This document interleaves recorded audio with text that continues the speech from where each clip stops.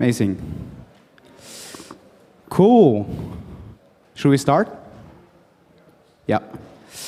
So my name is Laszlo Szabo, and as my name may sound, I'm more Ethereum maximalist these days than Bitcoin. And I will talk today about managing Eth2 validators at scale. So I'm the CEO of Skills, and at Skills we manage proof-of-stake validators at scale on many protocols, and obviously on Ethereum. So today's menu is going to be, first of all, I'll come back. I'm trying to be brief, but why staking is so much better than mining in so many ways. Why did we choose Ethereum 2 at the first place? How do we manage validators at scale? Our cloud infrastructure, feedback on the running many validators, path to decentralization, and then what will you earn when you stake on Ethereum.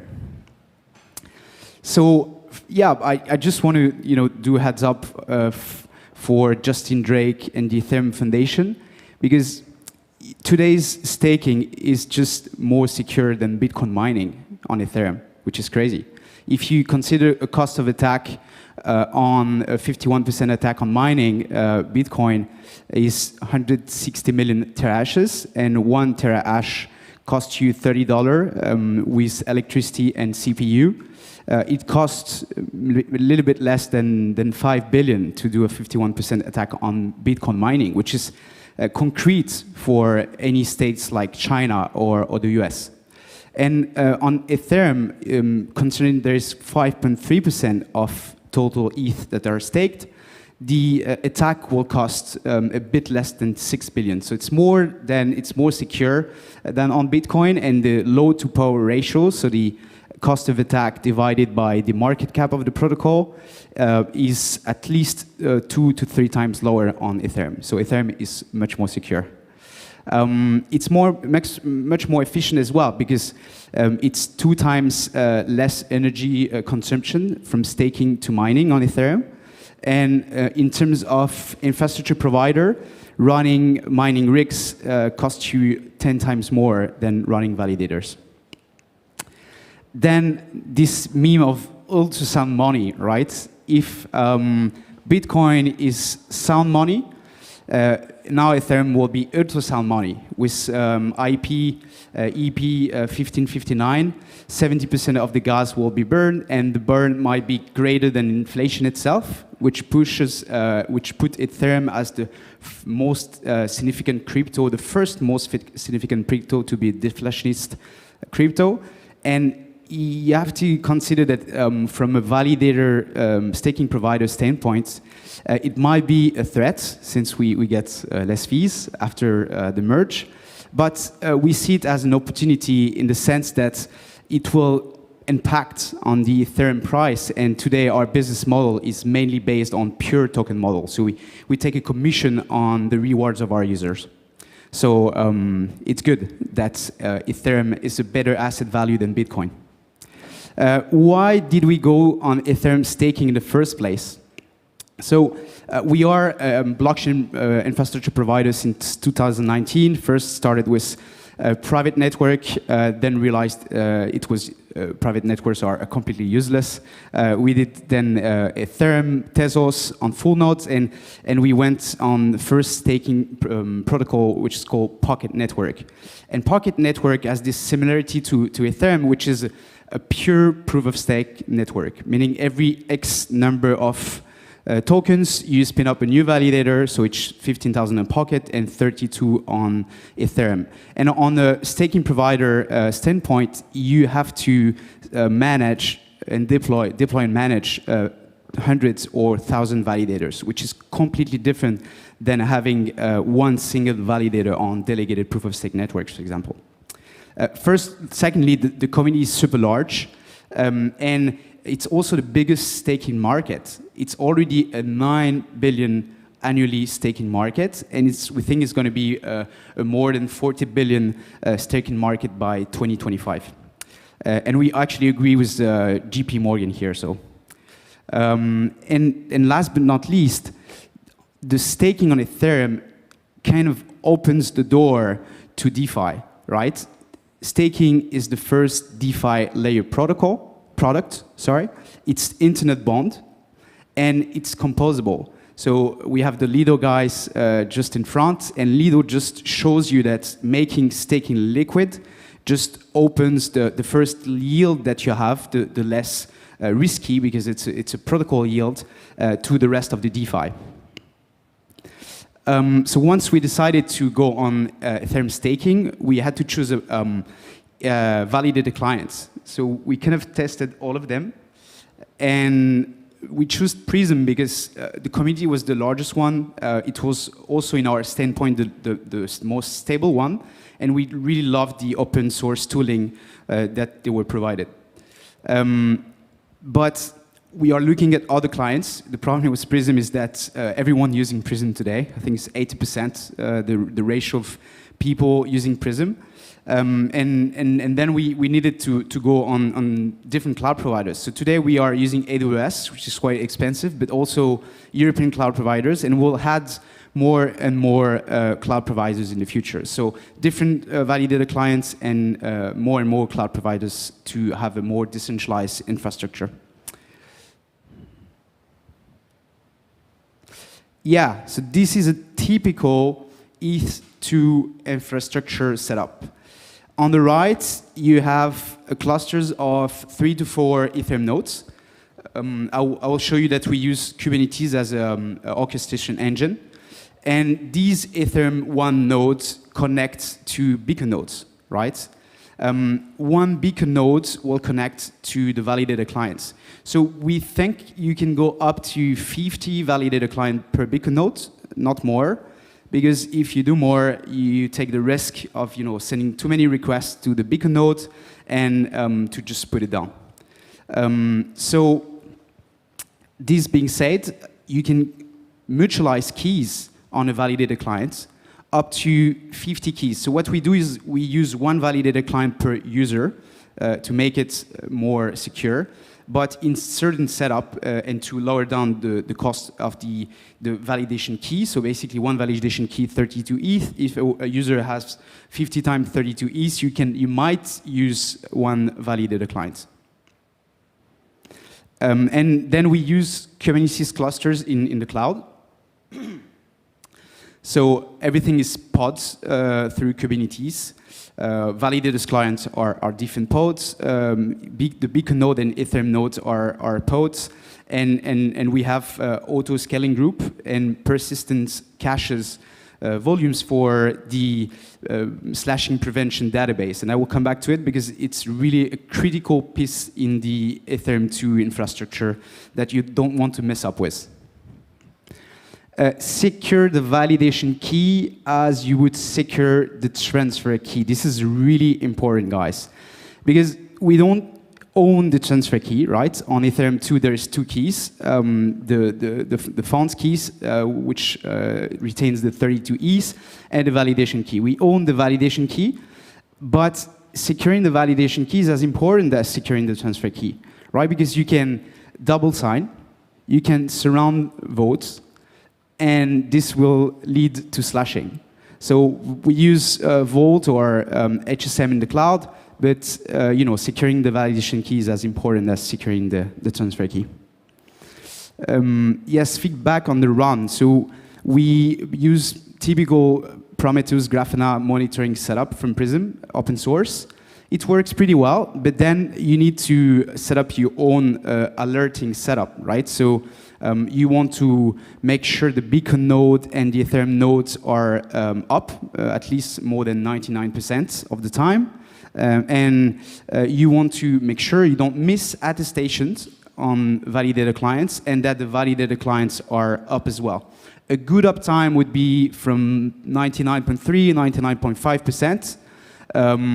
If you go below 99%, you're already a middle, I would say, bad, not performing provider. And what you need to be careful on, this is really important, guys, because I think most of the slashing events happen because of messing up with the slashing prevention database. So the validator client has a database with all the logs of the signature of different block that you signed and attested, and you don't want to move the validator client and the database from one region to another, from one cloud provider to another, or even from one machine to another. You can do it, but you have to be super careful, and I would advise you work with the validator client's labs to do so. And please don't try to mutualize the slashing prevention database. I think one of the biggest slashing event on Eth2 as of now was from a large US provider, and he tried to mutualize through Kafka the slashing prevention database, because it obviously lowered down the cost. But he hasn't slashed up to $500,000 in ETH. So better be offline than slashed. Please don't mess up with the slashing prevention database, and usually use the one provided open source by the validated client, Prism or the others. Reputation is key. Like when you are a staking provider, everything is on your reputation. So that's our asset. I think Alan mentioned it before, SSV, and we try to not having cowboy setups and keep our reputation as high as possible. Yeah, this is a slide I stole from Laszlo actually, and it just shows the centralization problem to solve in Ethereum staking today. It shows that exchanges have 30% of total stake, other providers 30%, 13%, sorry, Lido 10%, and others approximately 50%.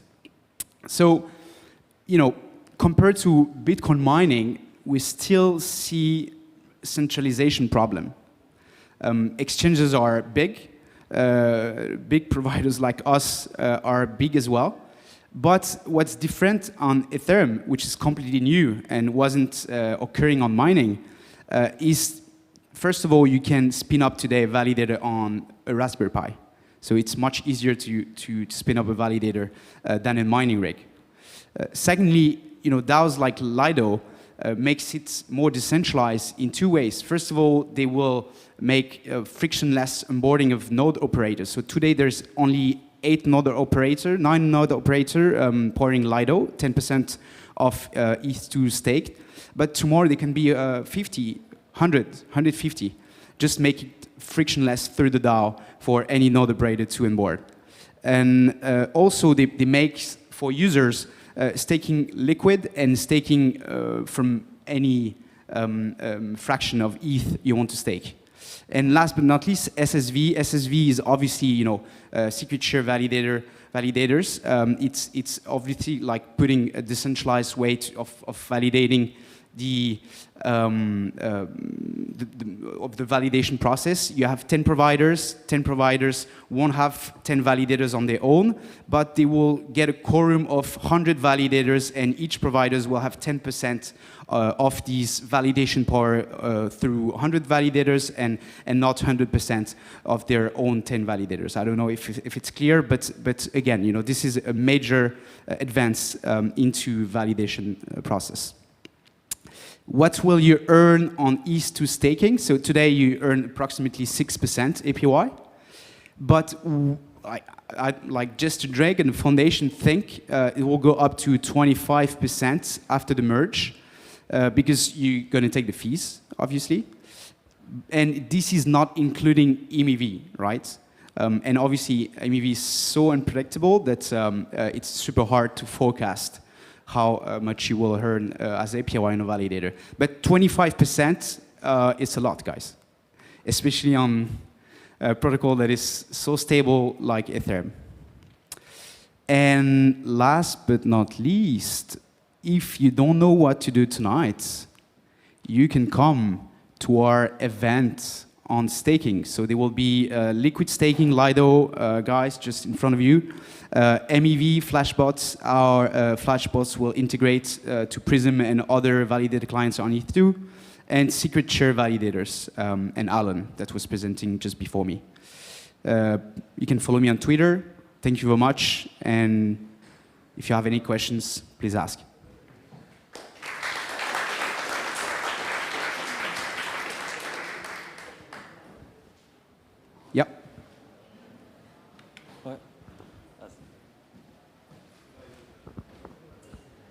So you have said that you have three Eth1 nodes, I mean clients. Are they on a separate hardware? Are they separate in some way from other machines? And do you load balance between them, or you assign just some beacon client to fix it at one client and that's it? Yes, so we have 3 to 4 nodes on 2 different machines. So there will be 1 node on one machine and 2 nodes on the other one. They are represented like pods on Kubernetes. Mm-hmm. And yes, we load balance in them, and we try to spread the charge of the request, right? To a certain number of requests, we'll divide by 2 to 3 to 4 to the nodes. Mm-hmm. Do you use some specific load balancer, or it's built into the clients? No, so the load balancing is like from the Kubernetes cluster, and then we have our own setup. So we know basically how many requests Ethereum 1 node can handle. You know, we can like deploy Ethereum 1 node since at least 2 years. So you know we know that passing a certain number of requests better just spreading the request to these nodes. Got you. Thank you.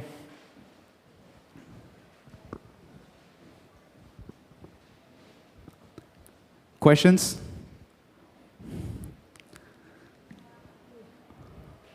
One over there. Hi. Do you have any recommendations for a staking provider with the least fees that's not Lido? Oh, come to us. Okay. Oh, what did you say? Liquid staking or just a provider? I'm looking for like just a staking provider with just the leanest fees that do not subsidize the rewards for miners that are, validators that are still pending to come into the network. So the problem with liquid staking is there's no really real competition. So if you want to do liquid staking, just go to Lido. And if you want to get to centralized provider, we can stake you ETH. So we're working with Lido, but we're working with clients as well, institution mainly. And if you're interested, just come to us. Okay, cool. Yeah, I'll follow up with you in the follow-up event then. Perfect. Thanks. Any other questions? Thank you, guys.